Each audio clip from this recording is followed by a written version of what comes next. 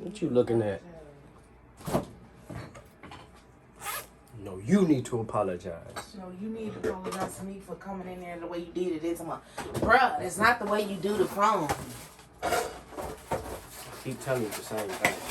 Make your own, do it yourself. That's what I'm doing. Good. Finally.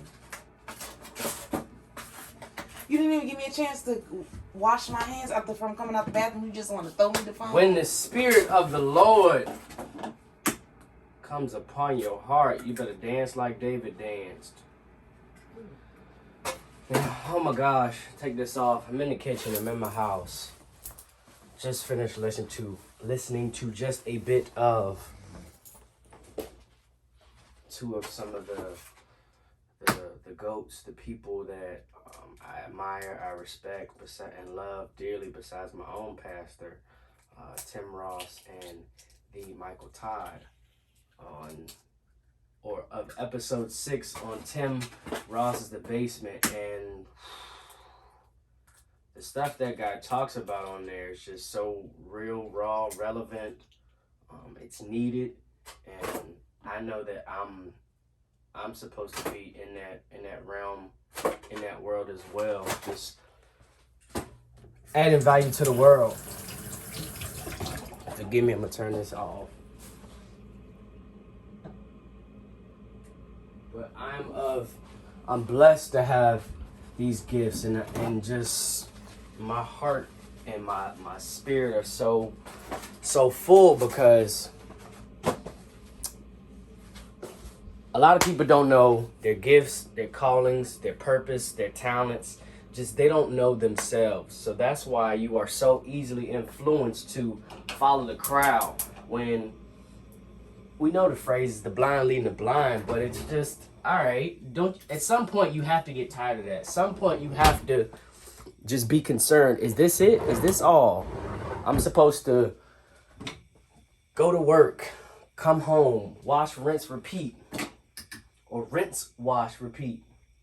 Am I to keep living in this god awful life, and not living it the right way? Because we learn right from wrong at a young age, but for some reason, some way, shape, or form, you'll continue to do it. Why? I'd say one reason why is because we like it.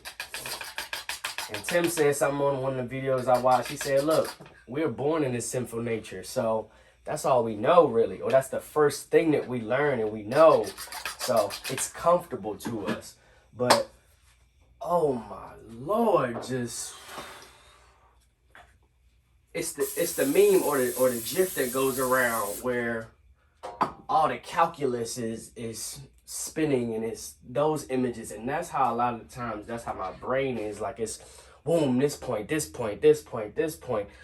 And I think I need to ask God to slow it down for me and give me what to say, for sure. But I know it's just so much, and I don't know how to say this, but you're going to be seeing and hearing a lot more from me, because I know this is one of the things that I'm supposed to do.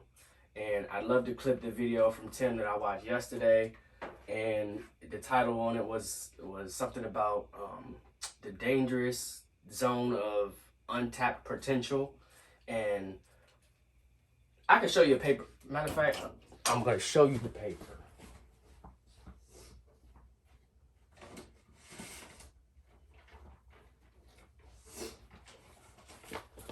This here's a paper. At work, I done wrote videos. This is at least probably 15 points. All videos that I know I need to do and touch on, and just provide perspective or insight on, from not only a biblical standpoint, but how it translates to the secular standpoint as well. And it's a lot. It's a lot. I felt weird. I felt like a black sheep, ostracized my whole life. And now I know as to why, because guess what? I'm called. I'm set apart to do something different than everyone else. Everyone can't go. We understand it when it comes to athletes. Ross had the line, you want to shoot me and you wasn't with me shooting in the gym, but everyone wants in on the success afterward. Well, this has been the same thing. This ostracized nature, this isolation that I've lived in. It's good and bad. It's good. Why? Because I know how to hear from God.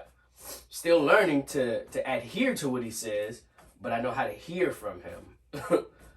I'm alone in my thoughts, so he can help me navigate through them. That's the good. The bad is also, hey, the devil still works in that same solace, and he will try to disturb that quiet time as well. Think about it. Have you ever tried to read or be intentional, and then all of a sudden everything comes to distract you?